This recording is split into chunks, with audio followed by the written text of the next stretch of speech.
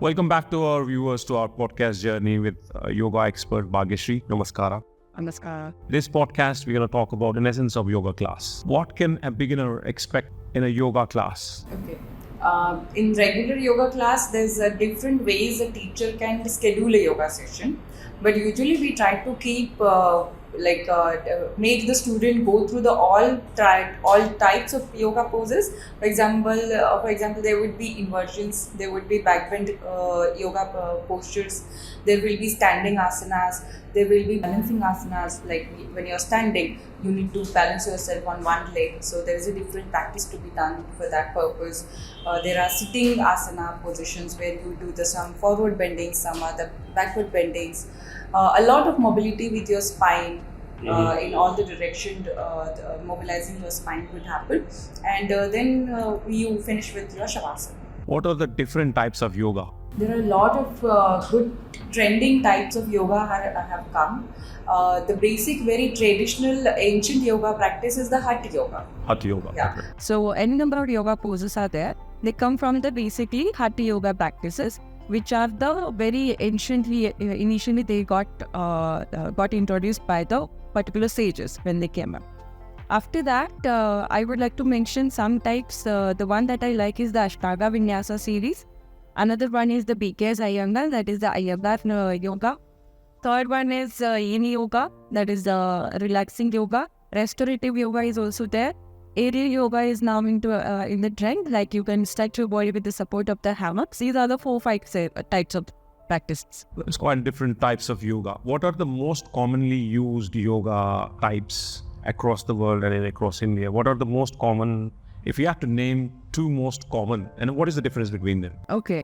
I can take the example of two asana practices. One is the Ashtanga Vinyasa and another one is Hatha. Or let's not take Hatha, we'll take BKS Iyengar yoga. So Ashtanga Vinyasa yoga was introduced by Patapi Joyce, and he made sure that in primary series he has taken 75 asanas, and he had made them a sequence of asanas into which you cover the standing postures, you cover the sitting postures, some are the lying down postures, but all postures are connected with vinyasa flow. Okay? So there's again a different term called vinyasa during these practices. When people will start coming for the classes, when they get to know about the session, they will get to know about this, what the vinyasa looks like.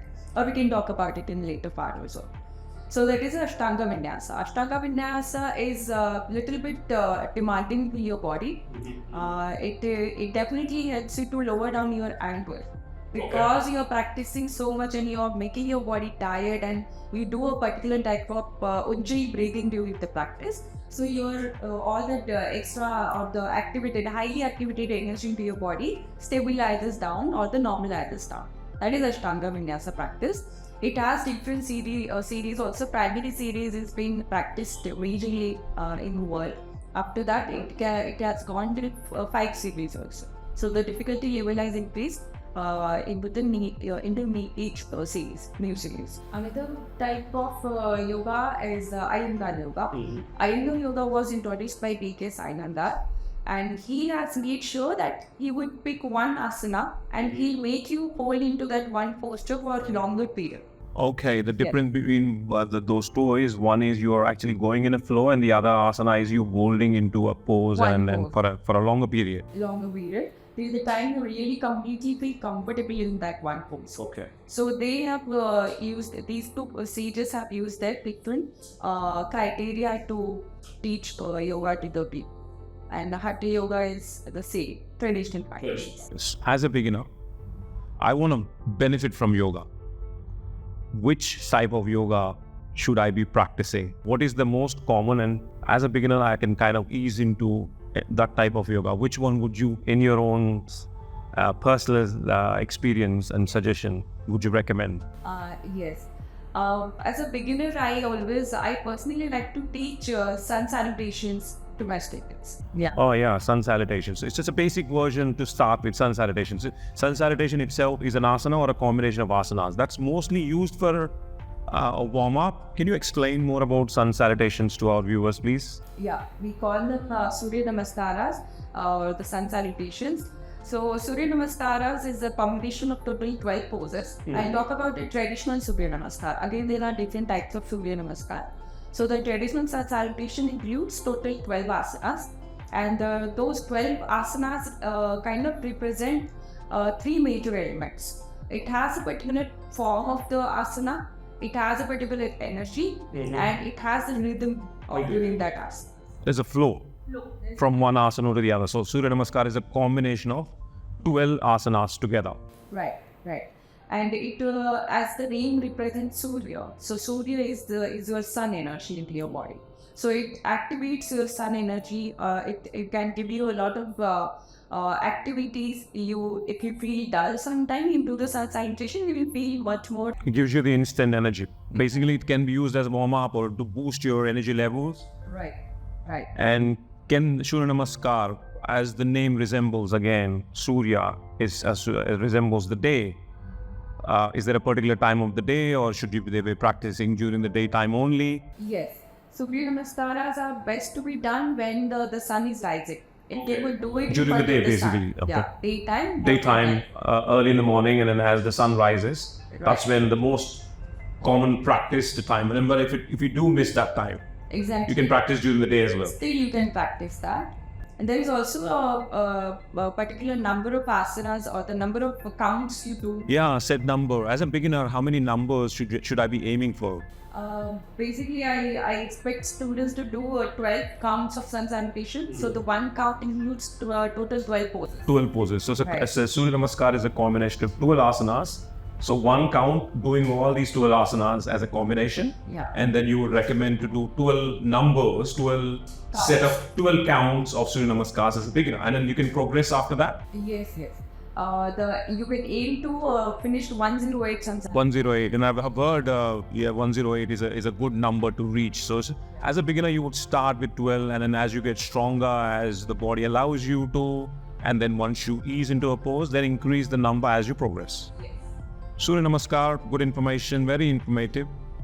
Chandra Namaskar, moon salutations. As the name resembles again with a night, what is Chandra Namaskar, and is there a certain time of the night or a day should we be practicing Chandra Namaskar? So about the Chandra Namaskaras, they help you to stabilize the moon side of your body, the lunar energy of your body. And as the numbers I said, 14 days or 14 Namaskaras, or the 14, they also include stotra or the mantras. Each day has particular mantra that you can pronounce or you can chant that and do the particular position. And that helps you to stabilizing the lunar side of the body. This is the Chandra Namaskar. Chandra Namaskaras have to be done into the evening, especially when the moon is visible. Okay. Yeah. So that is the best time to absorb the lunar energy into your body because it's visible. Does it calm you down? We talked about Surya Namaskar giving you that boost in an instant energy and then kind of energizes you. Does Chandra Namaskar calms you down as are we doing it at the right end of the day when the moon is visible and the night times calm you down and then make you sleep better? It does. It does help you to sleep better. I won't say after finishing because your body is moving, you are doing the 14 different poses, you won't feel like sleepy quickly after finishing the moon salutations. But it is good way to practice before going to sleep. And make sure you have your empty stomach. Not like heavy stomach. We've never an empty stomach. It's always like we had probably had a lighter food basically. I mean something you would talk about an hour gap or something. An hour gap. 2 hours will be much better so that you can increase the count. Thank you. There you go. Essence of yoga class. We covered most of the important aspects in the essence of yoga class. If you want us to cover any more topics in our podcast journey, reference to the wellness journey and yoga, please put that in our comment section and we see you in the next podcast. Thank you, Bhagyashree. Thank you.